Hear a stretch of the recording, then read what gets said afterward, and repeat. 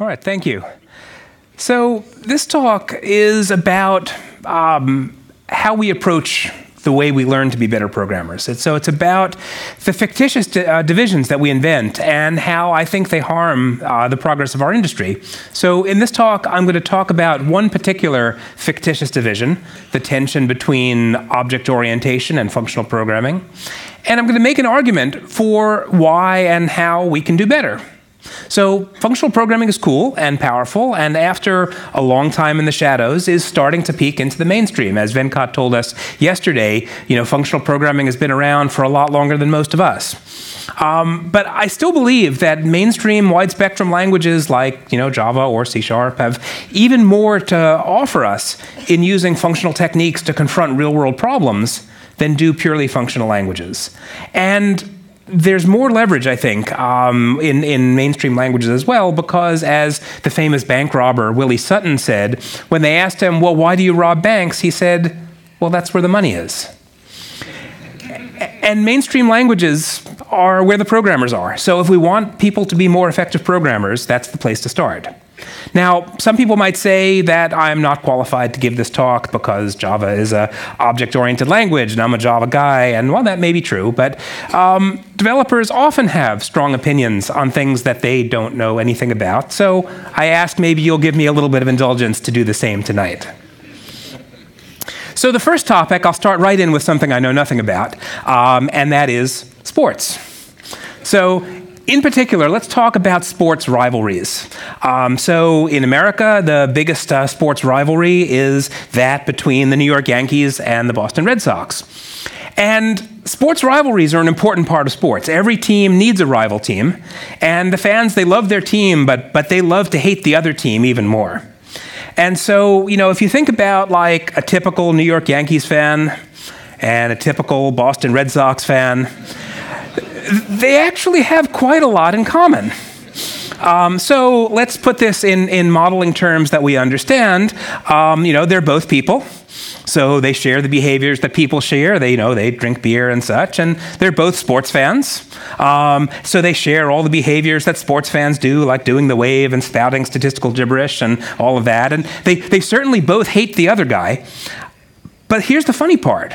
From the outside, they're really the same guy, aren't they? The geek canon has a lot to say about this common pattern as well, where we get so focused on our differences that we miss the overwhelming commonality that we have. So, for example, one of the original Star Trek episodes, the crew encounters a species of humanoids that are half black and half white, and some are black on one side and white on the other, and some are white on one side and black on the other. And, of course, they hate each other, and they're locked in a bitter civil war, and there's only two of these guys left, and, of course, all they can think about is killing each other. And like the sports fans, from the outside, these guys are the same guy, but all they could see is how they were complete opposites. Now, this was not a very subtle social message in this TV show, but it's a very common pattern that we play out every day. So imagine what we look like to our wives or girlfriends or husbands or boyfriends when we're arguing over spaces and tabs or text editors. And from the outside, the spaces advocate and the tabs advocate, they're indistinguishable. They're just, opinionated geeks with strong opinions, and yet they're ready to kill each other not only over code, but over a completely non-functional aspect of coding. And meanwhile, the normal person who's observing this interaction thinks, if they could just get over their stupid argument and work together, then maybe my car would be able to talk to my phone. So, another topic that I don't know anything about that I'm going to talk about is cultural anthropology. So, going back to the sports fan analogy, when the team wins, what do the fans say? They say, "We won." Well, they didn't have very much to do with the winning, did they? But this comes from our natural wiring to form tribes. And tribal identity has a sensible evolutionary basis. It was a natural defense against starvation or being eaten by tigers, and that's a good thing. There aren't very many tigers roaming the streets these days, but, our brains take a while to catch up to the new reality. And, tribalism isn't a bad thing. Tribe members, they learn from each other, they help each other, they collaborate, and that's all good. But it's a short hop from helping the members of my tribe to demonizing the members of the other tribe, rather than asking, what could we learn from them? And I'm sad to say that we as programmers, we're pretty bad at this. Okay, no, we're really bad at this. We constantly define ourselves and our identities in terms of, I'm a Python programmer, I'm a C# programmer, I'm a functional programmer, and then we have unconstructive arguments about why the others are wrong or foolish for preferring their primitive tools and their tabs. And the reality is, as programmers, we all have so much to learn about building correct, robust, maintainable, secure, easy-to-use, cost-effective software that we should be ashamed. I mean, we should certainly not be criticizing each other about their tabs or VI or static types or objects or actors. The user doesn't really care whether the code was written in Haskell or in Visual COBOL. They just want their phone to talk to their car, and that's kind of a reasonable thing for them to want. So the tribal division, I'm focusing on today is functional programming versus object-oriented programming. But it could just as easily be static versus dynamic typing, or managed versus native, or any of the other fictitious divisions that we invent. So these days, functional programming is popular. There are quite a few talks on functional programming here at Devoxx, which is great. And it's, not surprisingly, it's also very popular to criticize object-oriented programming. And it's easy to find, blogs or conference talks about how object orientation has failed to live up to its promises. And okay, well, that's totally true. It has failed to live up to its promises. But let's be realistic. Has there ever been a programming technology that has lived up to its promises? So when writing this talk, I watched a whole pile of these videos, and they all pretty much sang the same song. And that song was, taking examples of object-oriented programming done badly or applied to the wrong situation, and then they jumped from, it didn't work here to this must somehow be fundamentally flawed. And they certainly had plenty of material to work from. I mean, there are plenty of examples of object-oriented programming done badly, but that doesn't mean we don't have anything to learn from it. So, while some of these guys may have a point, they're assuming a false dichotomy. Their arguments rest on, if one tribe is right, the other tribe must be wrong. But object orientation doesn't have to be wrong for functional programming to be right. We all have things to learn from both of them. And this brings me to the main theme of my talk tonight, which is, rather than being Python programmers or C++ programmers or functional programmers, we should care more about being better programmers. We all have so much to learn. We should seek to learn as much as we can from as many programming paradigms as we can. And so, to be better programmers, my advice is we should all learn classical functional programming. We should all learn classical object-oriented programming, and then strive to rise above them both. And so what does that mean? Well, languages and programming paradigms, they're tools. And there's no tool that's right for every situation. The French writer Émile Chartier once said, "Nothing is more dangerous than an idea when it's the only idea you have." If we only have one paradigm, we're going to use it where it doesn't fit. We're going to try to distort the program so it fits our idea. A programmer that's skilled in multiple paradigms is far more likely to find the right solution to any given problem than one who's only skilled at one paradigm, regardless of what language they're using. And the right solution might not be pure OO or pure FP or pure anything. And in some sense, it almost has to be, right? That if you look at the classical definitions of object-oriented programming and functional programming, neither is even really complete, right? I mean, pure functional programming has no notion of computational resources like memory or threads or file handles. And pure OO really has no idea of a computation that isn't localized within some entity or component. But to solve real problems, we're going to have to use both of these. So it's easy to criticize OO, and some of it is deserved and some of it isn't. So object-oriented programming arrived on the scene under tremendously inflated claims and expectations. So in the late 80s and maybe around by 1990, which is, how many people here were not programming in 1990? How many were not born in 1990? Okay, so this is a story that has a long setup. So by 1990, the hype surrounding object-oriented programming had reached ridiculous proportions. It was going to cure cancer. It was going to bring world peace. I mean, it was really obscene. And, you know, of course, nothing can live up to that, right? But much of the object-oriented code out there today is what I would call sorcerer's apprentice objects, in which they take sensible object-oriented principles and then they apply them to their ridiculous extreme. So, for example, encapsulation. Encapsulation is a powerful tool. But you don't need encapsulation at every boundary. You might put a heavy lock on your front door, but surely you don't need one on the bedroom closet. But a lot of OO code treats family members and unwelcome criminals with the same degree of distrust. And, you know, to make matters worse, we often draw the boundaries in our systems before we have a clear design, leading to the equivalent of maybe having a bank vault door on every closet and maybe one in the middle of the hallway just for good measure.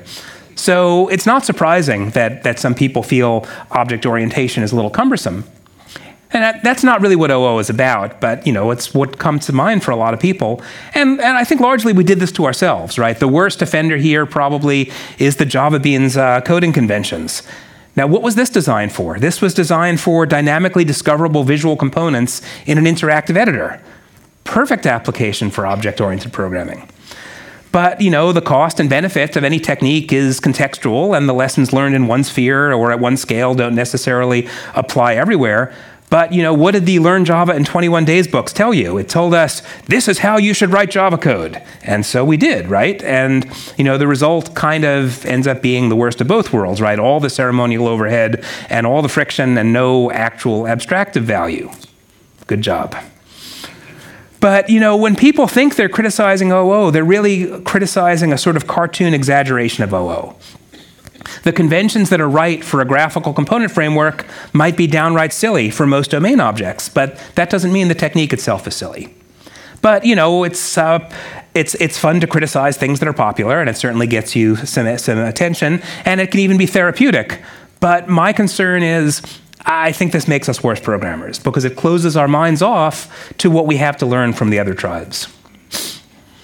So if that's not what classical OO is, well, what is? So let's step back a little bit from the details of C# or Java or C++. And Alan Kay once said, you know, I made up the term object-oriented programming, and I can tell you I did not have C++ in mind. Most of the object-oriented languages that we use today, they all emphasize inheritance.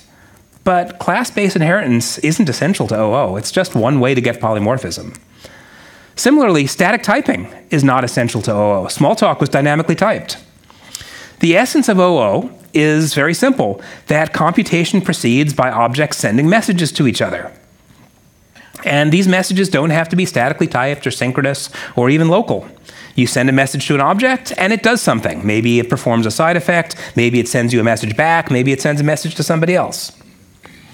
And we can get polymorphism from this without class inheritance because the target is free to respond in any way that meets the requirements for that message. And whether that polymorphism comes from classes or from prototypes or from arrays of function pointers or from nasty stateful logic, that's just bookkeeping. But object orientation and object-oriented languages give us something that's really important, that's something that almost all complex systems needs, which is dynamic dispatch. And OO languages tend to make this easy. Okay, what about state? In an object model, state is owned by objects. To access an object state, you send it a message. Say, tell me something about yourself. And this brings us to the other major contribution of classical OO, which is encapsulation. OO languages give developers a straightforward way to say, only this code can access this state. And in the procedural world, one of the big impediments to program scale, in the 70s and 80s, was reasoning about program state. If all the code in your program could access all the state, then in order to reason about the possible states of your system, you had to look at all of the code. And encapsulation let us turn what was a global analysis into a local analysis, and that in turn freed us to build bigger programs without getting mired in complexity. And that was a huge contribution. So, okay, what about classical FP? If you were to ask people, what's the essence of FP? The typical answer is going to be something like, immutability and pure functions, or maybe pure functions as first-class values, or maybe function application by substitution. Now, in reality, most functional languages don't actually behave this way all the time, and with good reason, because stimulating state and I/O with monads is very cool, but it's not actually how most people want to program, and it's nearly impossible to reason about important things like memory utilization in non-strict languages. So most functional languages make some practical concession towards the messy real world. And they do that by having some kind of direct support for I/O and mutation, and they accept the strictness this entails, and then we rely on programmer discipline to not use it where you can avoid it. So, okay. Quick comparison. In OO, computation proceeds by objects sending messages to other objects. In FP, it proceeds by applying functions to values. An FP program is really just a big function, and functions have a simple role. They transform their inputs into outputs. A program in OO is actually a little bit more ambitious. It's some executable model of some entity. And for any given situation, one or both of these models might be useful to us. Now, with respect to state, there's actually a fair amount of variety in how functional languages look at this. You could sort of look at the division. You could divide functional languages into the dynamically typed and the statically typed ones. But in general, ownership of data is more distributed. And the degree of mutability is lower, so that reduces the risk. But in most FP languages, especially like the Lisp-derived languages, data is frequently transparent for anyone to inspect. So you don't have the opacity that OO gives you, where data can be encapsulated on its own little island, where each object is king of its own little island. And there are times when this encapsulation is a lifesaver for managing complexity and for security, and there are times when it gets in the way. So as professional programmers, we're going to encounter both of these situations, and we should know how to tell them apart and how to deal with each of them.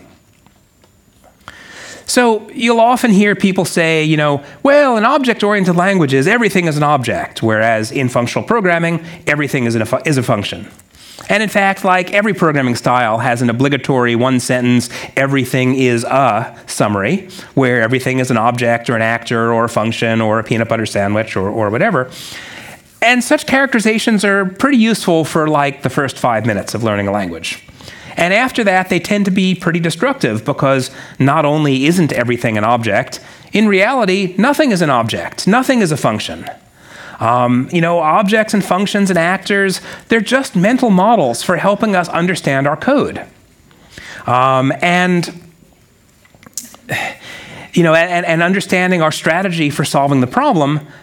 And there's a big risk that we're going to confuse them for actually representing reality.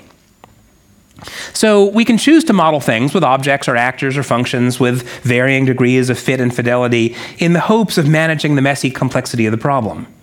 But there's this big leap from use X to model Y to everything is an X. And that leap is the unhealthy one. Everything is an object is wrong for two reasons, the object part and the everything part. But, FP purism today isn't any more attractive than OO purism was back in 1989. Now, of course, we're going to have to abstract things away from the real world in order to have any chance of solving them with software, because the world is so full of messy accidental detail that we have to filter some of the details out in order to be able to think about it. But we have to keep our eyes on the goal, and the goal is solving a problem in the world, not solving a problem in software. And to do that well, we may need objects and functions and actors and maybe also peanut butter sandwiches.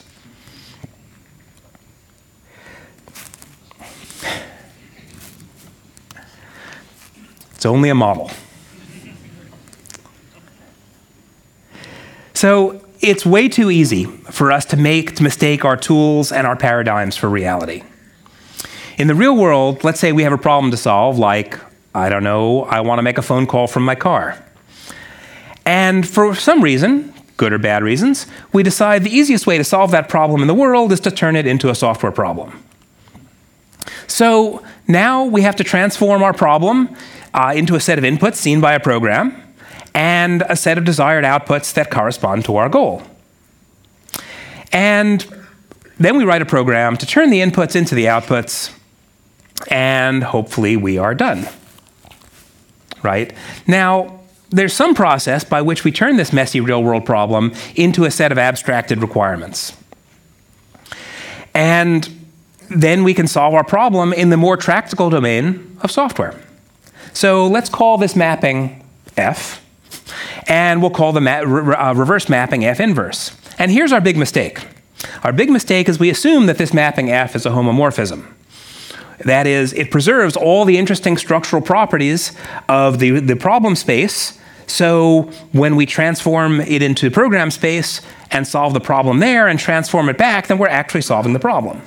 But the danger, of course, is structural information can get lost in this transformation, and the more of a mismatch there is between our preferred everything is an X and the real problem we're solving, the more likely it is we'll end up with something that ticks all the requirements on the, the requirement sheet, but doesn't actually solve the problem in the real world. And as engineers, we're much more comfortable working in the well-behaved domain of software rather than the messy real world. It's very easy to confuse writing the program with solving the problem.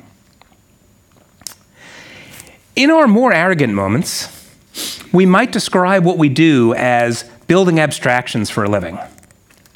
But abstraction is a double-edged sword.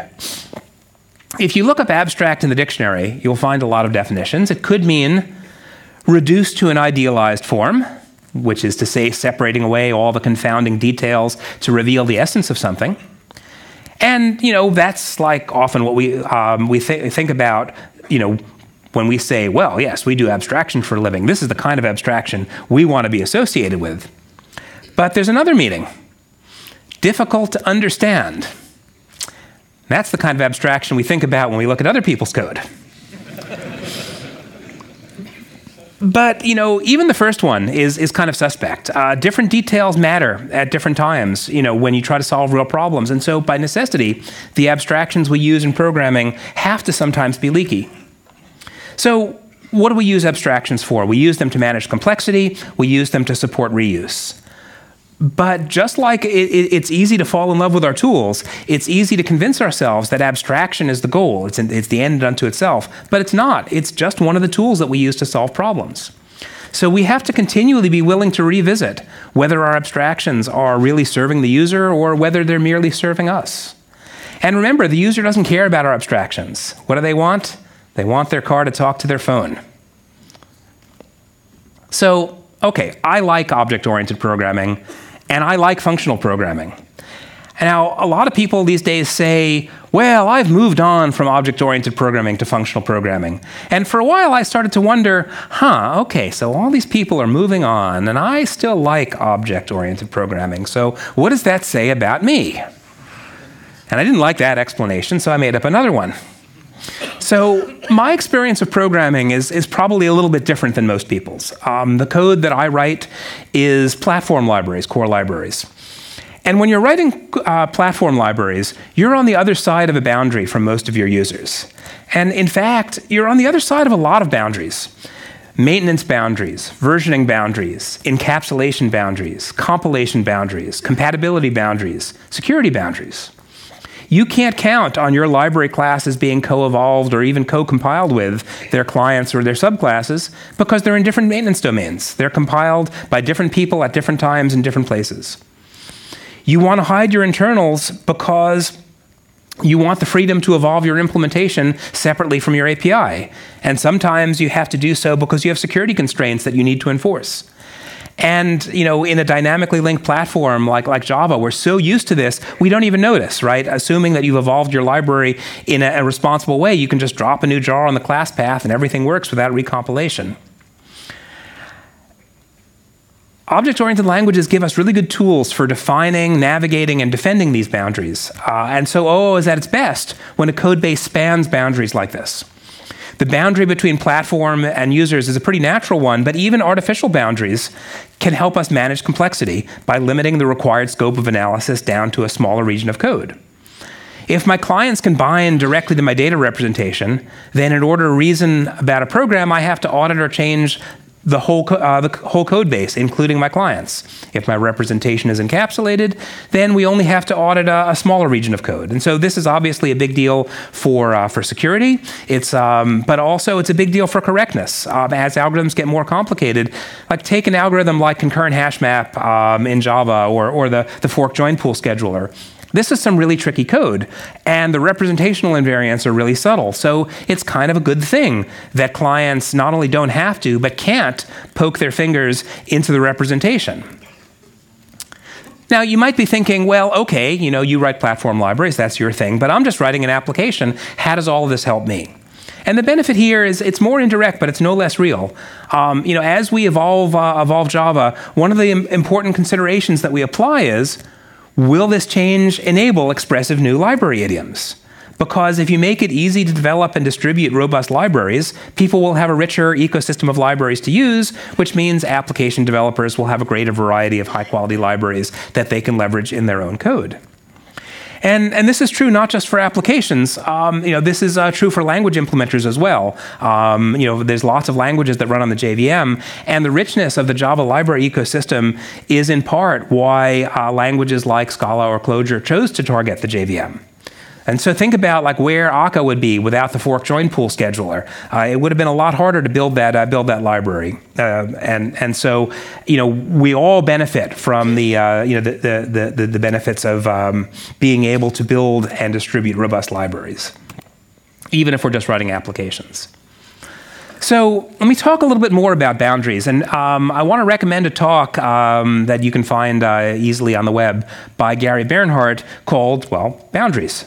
And in it, he talks about the benefits of using object orientation and functional programming in the same system. And the argument he makes is within a closed domain, functional idioms are very effective. They give you easy testability and composability. It's very easy to reason about state. So all the things that we get from value-based data and pure functions within a closed domain are a pretty big win. And within that domain, well, we don't have any boundaries. We don't need them. But as we approach the part of the system that deal with messy things like I/O or state or failure or communication with other entities, the strengths of objects start to dominate. So in this diagram, you can sort of think of the little circles in the middle. Those are little functional entities. And the outer shell is the part of your program that deals with all the nastiness of state, I/O, and failure and communication. And really, this is like two different programs, right? The considerations at the boundary are completely different from the considerations on the inside. Inside, you control all your code. It's all recompiled together. It's all maintained together. It's all versioned together. And when you're dealing across boundaries, like communicating to other systems, you have to think about validation and defensive copying and failure management and separate compilation and versioning and security checks and migration compatibility. So it makes sense to think about the sort of part of our application that for which the functional techniques are ideal and the part of our application for which object techniques are ideal. And sometimes this shell is something we write. Sometimes this shell is part of your runtime. So this could be an actor, an airline. And within the actor code, everything is clean and functional and beautiful. Now, between actors, there's a lot of messy stateful stuff going on, like message queuing and retrying and failure management. And it's easy to convince ourselves that Erlang is purely functional because all the messy stuff is hidden from us, but it's there and it's imperative and it's messy. So Erlang's actors are actually a lot like classical objects. In fact, they're more like K's objects than what we find in Java or C++. And you could make a similar argument about microservices, right? Within the service, you have no need for boundaries, but the service itself represents a boundary, and at the boundary, it has to deal with I/O and state and failure, and all of that is anything but functional. So it's kind of amusing that in our desire to move past objects, we keep reinventing them, just with different names. So a small program could be like one of these little shell patterns, but it might be more sensible to represent it as a network of cooperating shells rather than some single monolithic shell. And this kind of looks like every Erlang program ever written, right? You have this network of actors that send messages to each other. And in designing systems, the important architectural questions that we should be asking are, where are our boundaries? Where do we put these boundaries? Or to put it another way, what are the objects in my system? And I'm not talking about the little fine-grained domain objects. I'm talking about the entities that communicate with each other by sending messages. So this is really, I think the right way to rise above both object orientation and FP, which is using them at different granularities. Use object-oriented modeling techniques to find the right places in your application where the boundaries belong. Use functional techniques within those boundaries. So, one of the big complaints about object orientation is that we have so many boundaries, especially where we're not needed, and that makes for a lot of extra work for us. But one of the things that objects have to teach the functional world is that sometimes putting boundaries between yourself and yourself is one of the best tools you have for managing complexity. So, functional programmers like to tell themselves that functional programming is an evolutionary advance over object orientation. In a funny way, the trend towards FP is actually, I think, a step backwards in this progression as well. So if you think about the conditions under which object orientation became popular, the whole world was procedural, right? I mean, C was the dominant language, in the 70s and 80s. And we had no language support for encapsulation or dynamic dispatch, but we knew how to simulate those with programmer discipline and function pointers.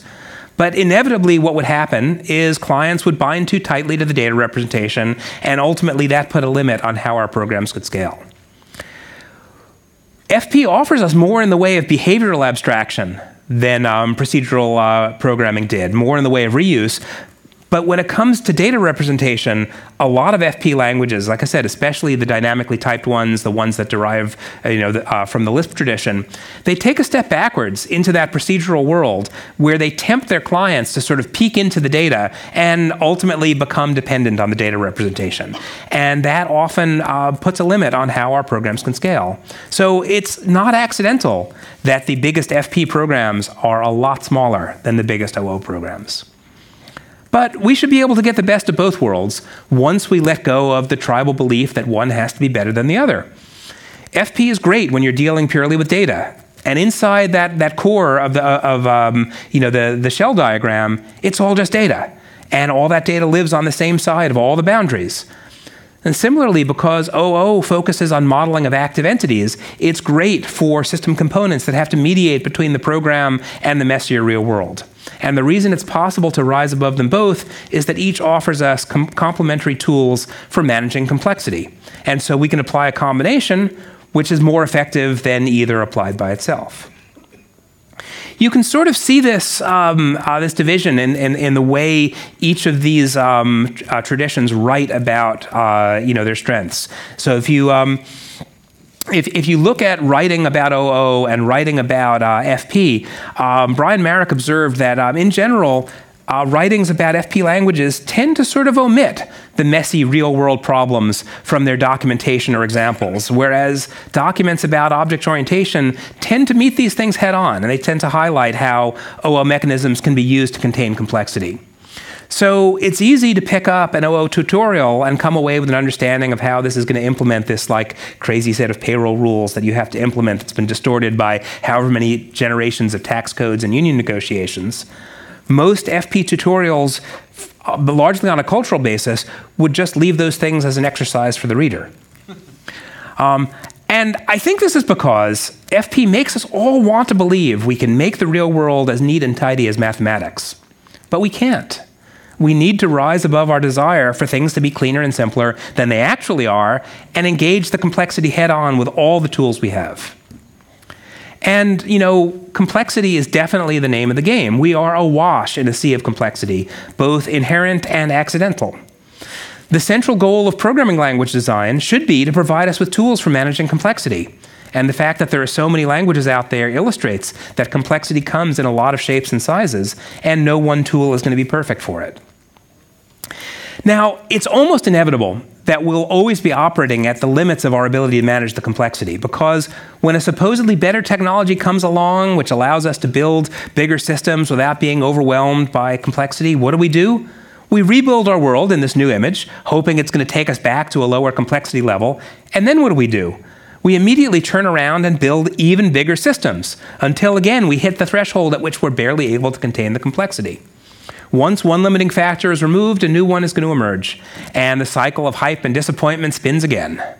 And it really can't be any other way, can it, right? The economic factors always push us towards building bigger and more powerful systems.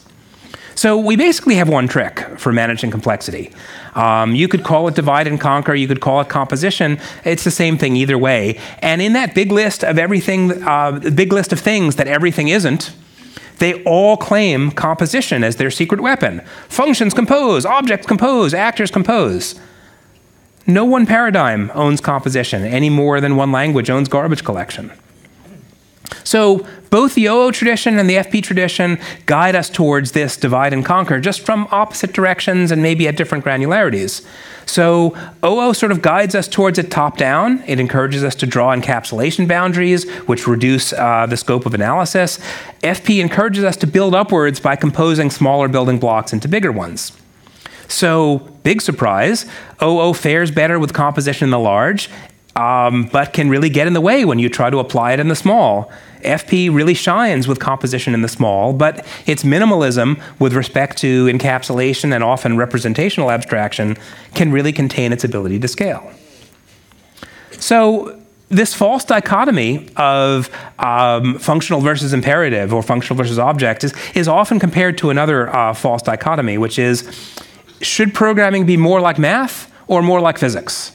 Now, as a mathematician by training, I have my own preferences, and this is one of my favorite comics because, well, it feeds my sense of confirmation bias.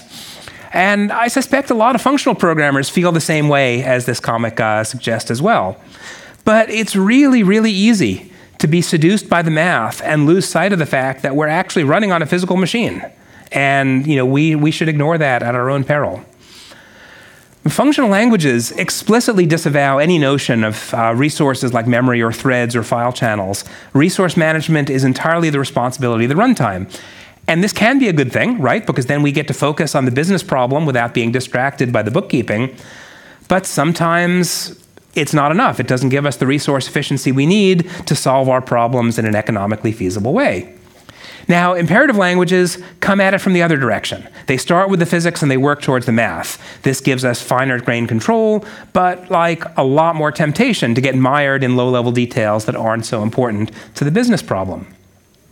So, for example, one of the secret weapons of functional programming is immutability, right? It's great for reasoning about the state of your system.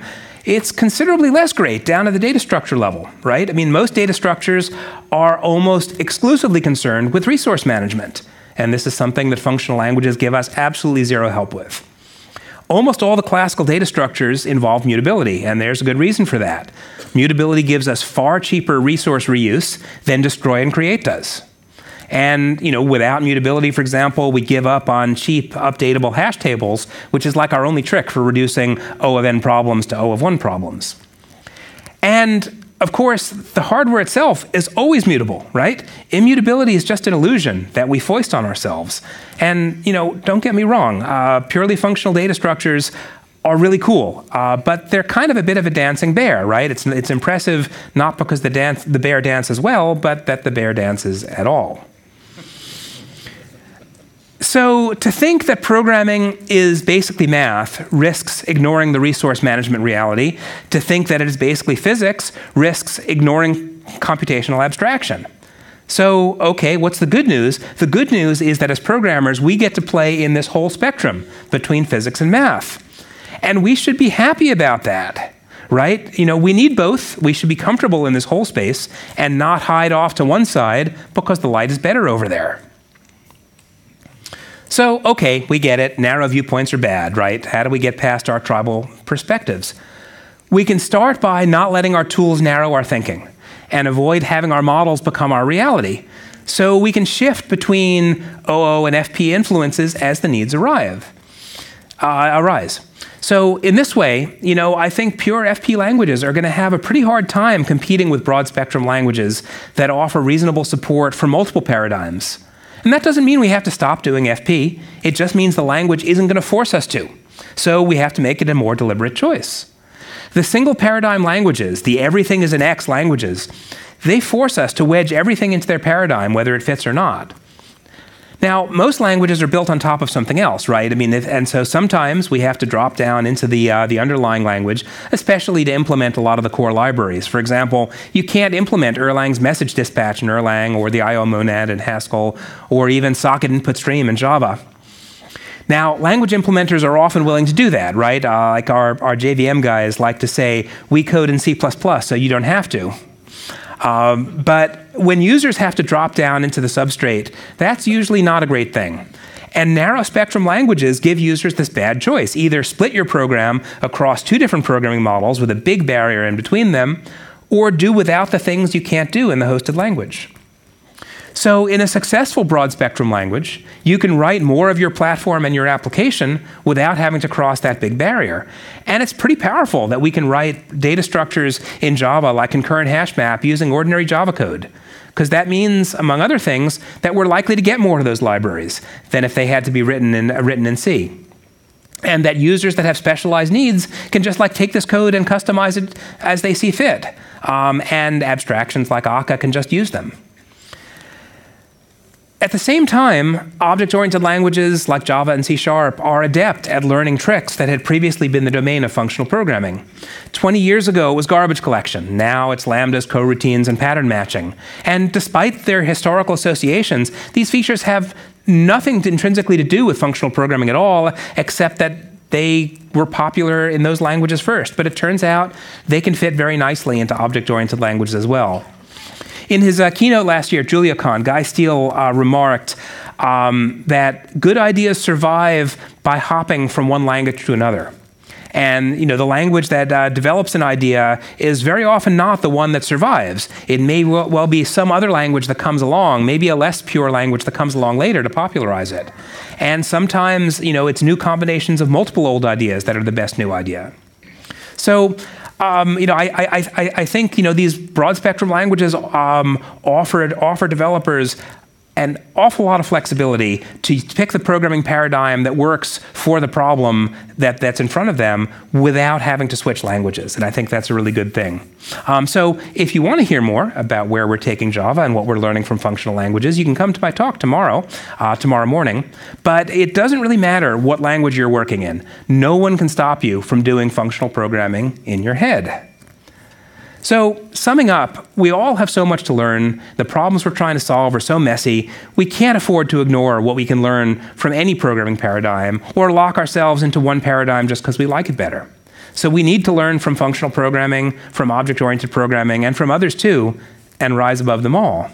So don't be a functional programmer, don't be an object programmer, be a better programmer. Thank you.